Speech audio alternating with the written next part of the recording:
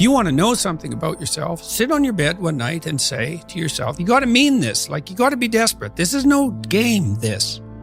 It's like, my life is not everything I want it to be, and perhaps it's not everything that I need it to be. And by need, I mean my life is so unbearable that the suffering that's attendant upon that is make me nihilistic, cynical, bitter, resentful, homicidal, genocidal, unable to have a good relationship, prone to punish people for their virtues because of my jealousy, driving the proclivity to see evil everywhere except within my own heart. Like, these are problems, man. And you ask yourself, you sit on the bed and say, okay, man, I'm ready to learn something. Like, what's one thing I'm doing wrong that I know I'm doing wrong that I could fix, that I would fix? It's like, you meditate on that, you'll get an answer. And it won't be one you want, but it'll be the necessary one. You know, and it's often something that will point you to small things. So Carl Jung said, people in the modern world don't see God because they don't look low enough. And so imagine you're in your messy bedroom, you know, and you're sitting on the edge of the bed trying to have an honest dialogue with yourself. And the little voice says, you know, it's pretty disgusting in here.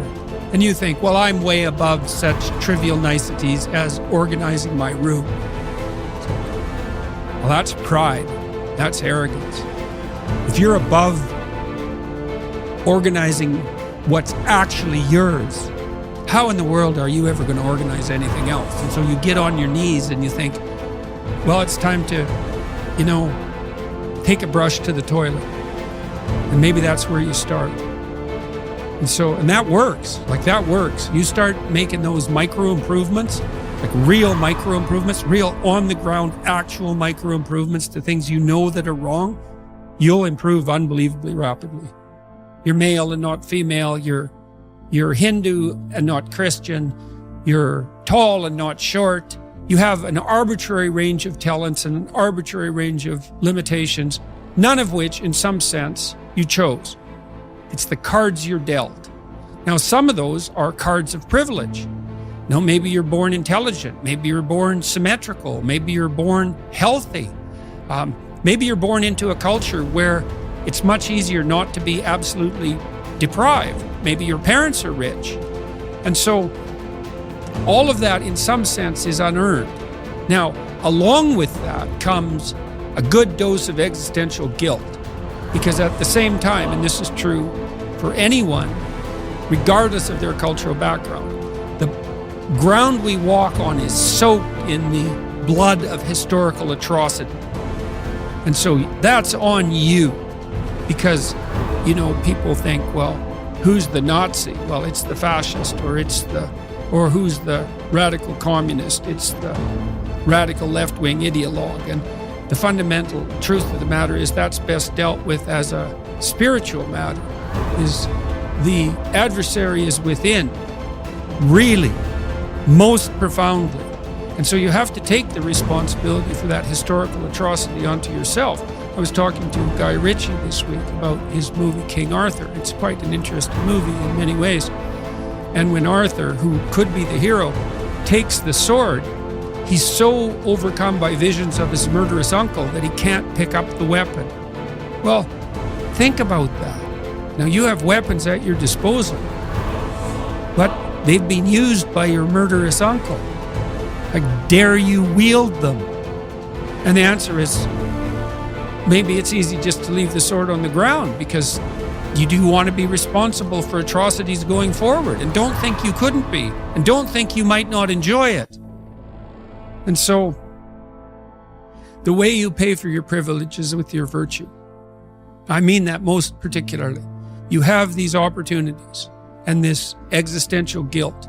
And the way you expiate that and atone is by doing your best to live the best possible life you can manage, to speak the truth, to treat people with respect, to abide by the principles of the dignity of the individual, and to put your house in order. And that's how you pay for your unearned privilege. All of us. And we all have our privileges and our curses. You know? All of us have that. That's why it's not useful to be envious of people.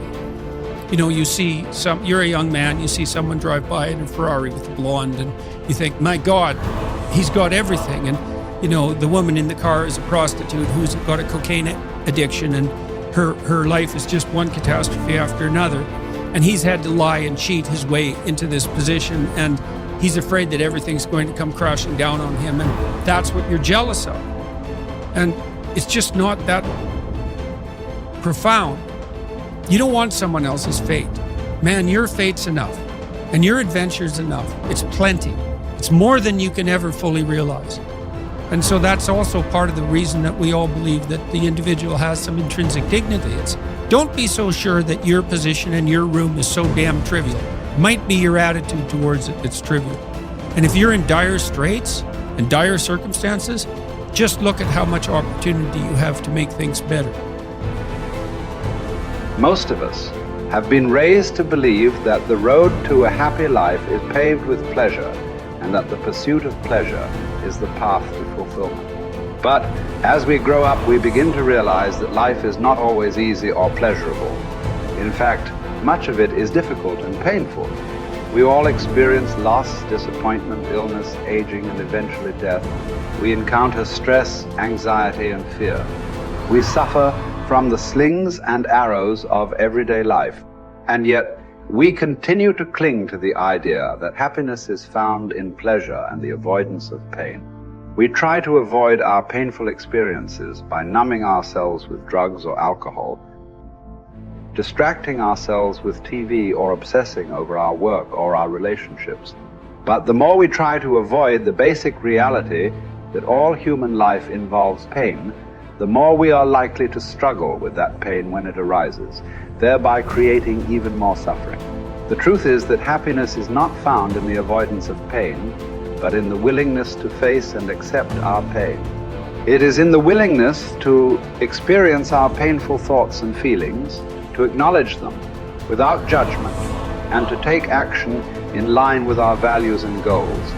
It is in the willingness to be present in the moment, to connect with our senses and our environment, and to find joy and meaning in the simple things in life. One cannot experience meaning in life without discovering the meaning of suffering. The meaning of suffering. Unavoidable and inescapable suffering alone, of course, can be the deepest possible meaning. The art of being human is learning how to deal with those painful moments. These moments require an attitude of inner willingness to suffer, while remaining in touch spiritually with one's own extended dimension. When this inner struggle becomes calm, one can experience how the lower somatic and psychological dimensions influence the higher spiritual dimension, but do not produce or cause it. One can discover despair despite success and fulfillment despite failure. The pessimist resembles a man who observes with fear and sadness that his wall calendar, from which he daily tears a sheet, grows thinner with each passing day. On the other hand, the person who attacks the problems of life actively is like a man who removes each successive leaf from his calendar and files it neatly and carefully away with its predecessors after first having jotted down a few diary notes on the back. He can reflect with pride and joy on all the richness set down in these notes, on all the life he has already lived to the fullest. What will it matter to him if he notices that he is growing old? Has he any reason to envy the young people whom he sees, or wax nostalgic over his own lost youth? What reasons has he to envy a young person for the possibilities that a young person has, the future which is in store for him? No. Thank you, he will think. Instead of possibilities, I have realities in my past. Not only the reality of work done and of love loved, but of sufferings bravely suffered. These sufferings are even the things of which I am most proud, although these are things which cannot inspire envy. Don't aim at success. The more you aim at it and make it a target, the more you are going to miss it. For success, like happiness, cannot be pursued.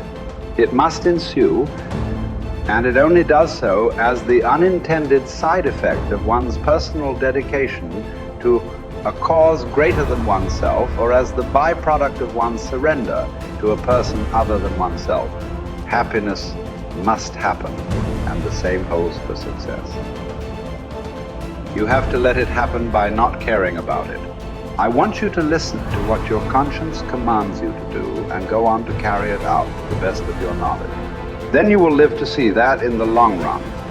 In the long run, I say, success will follow you precisely because you had forgotten to think about it. For the first time in my life, I saw the truth as it is set into song by so many poets, proclaimed as the final wisdom by so many thinkers. The truth, that love is the ultimate and highest goal to which man can aspire.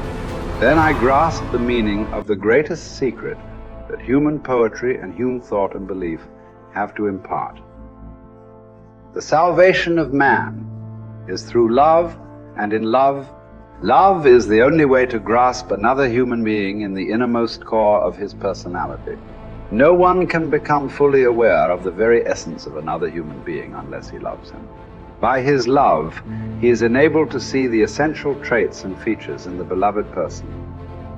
And even more, he sees that which is potential in him, which is not yet actualized, but yet ought to be actualized. Furthermore, by his love, the loving person enables the beloved person to actualize these potentialities. By making him aware of what he can be and of what he should become, he makes these potentialities come true.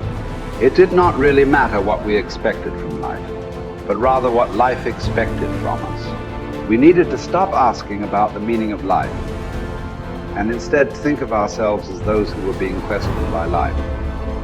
Daily and hourly, our answer must consist not in talk and meditation, but in right action and in right conduct. Life ultimately means taking the responsibility to find the right answer to its problems and to fulfill the tasks which it constantly sets for each individual. Ultimately, man should not ask what the meaning of his life is, but rather must recognize that it is he who is asked. In a word, each man is questioned by life, and he can only answer to life by answering for his own life. To life he can only respond by being responsible.